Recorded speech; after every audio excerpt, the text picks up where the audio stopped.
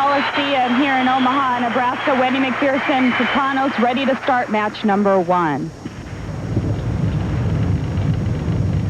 Jan, now let's talk about how the players got here. They qualified not here in the Coliseum, but at Maplewood Lanes. That's right. They played 18 games of qualifying at Maplewood Lanes and then 24 games of match play at Maplewood Lanes. And he's coming up a little bit high, but trips out the 4-pin. So the lane conditions that the players are playing on right now are very different. They're totally different. It's a different surface, different lane conditions, and they just had to adjust. They got an opportunity to come over this morning and bowl on the lanes and drill equipment if they needed to. And our first look for the evening of Cheryl Daniels. Comes up a little bit light, leaves the bucket. I liked Cheryl's entrance as she came out handing out flowers to the crowd. That was a nice touch. These players are so excited. This is just fantastic for us to be here. 8-pin fell out at the last minute there. It appears it's not in the bucket as it was. Right, it fell out right before the rack came down. And a look at the crowd as we talked about it. Nearly 3,000 people expected. Best 95 finish. She won the Ladies and Legends with her partner Jim Brenner. And Cheryl's been on a roll. She's made 4 of the 5 telecasts this swing.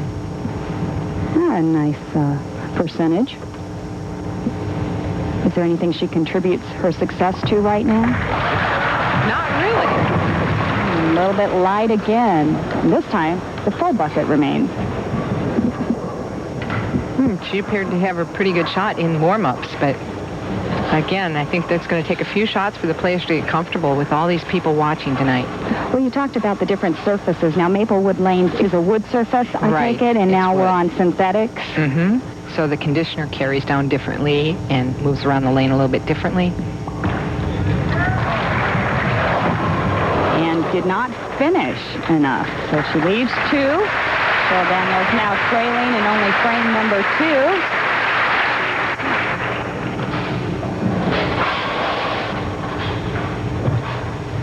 See how she's indecisive of where she was going to play. She moved her feet twice to the right.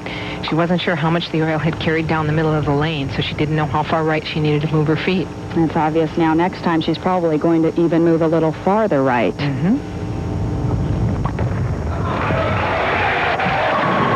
And for the double, Wendy Macpherson, solid in the pocket.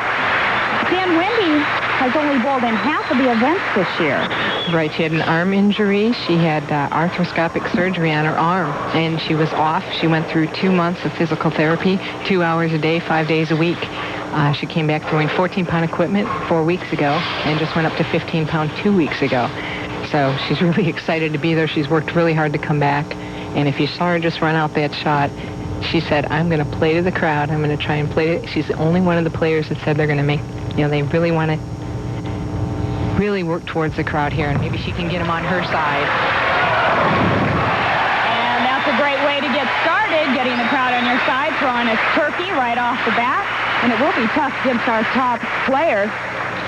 You see she's playing right around the 8th board or so. Ball coming in light, loads the pins out. And she'll want to get the crowd going because we know our top seed, Kim Straub, is going to be the crowd favorite when she comes on. Cheryl Daniels coming up high now, obviously made the adjustment for the strike in the 3rd frame. It's very different to not have been able to bowl on these lanes all week because they don't know how fast they're going to carry down and how quickly they're going to change. A look at the scoreboard. Cheryl Daniels now trailing by 36, can strike in the 4th.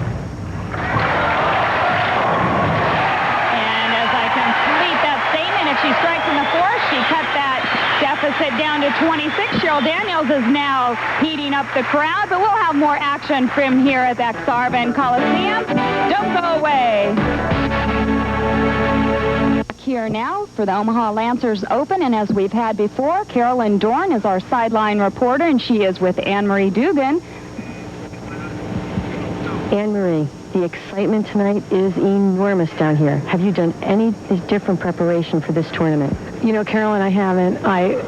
We've been really busy today. We were able to bowl on the lanes around noon, and I'm just really, really anxious and excited. More excitement than I've ever felt bowling the TV finals.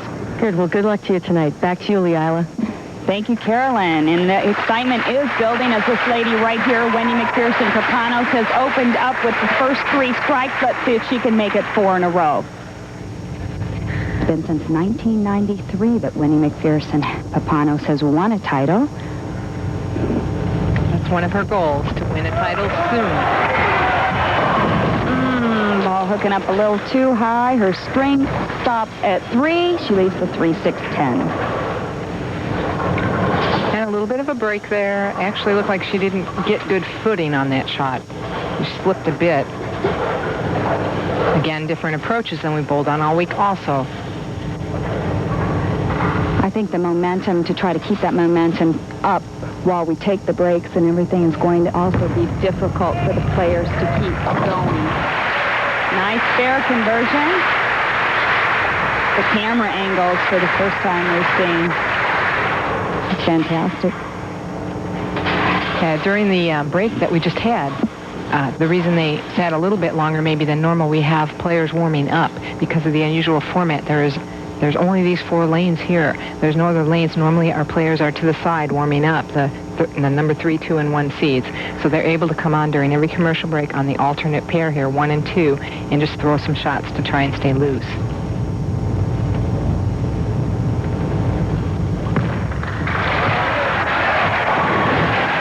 And she starts them over again in the 5th frame. Wendy strikes.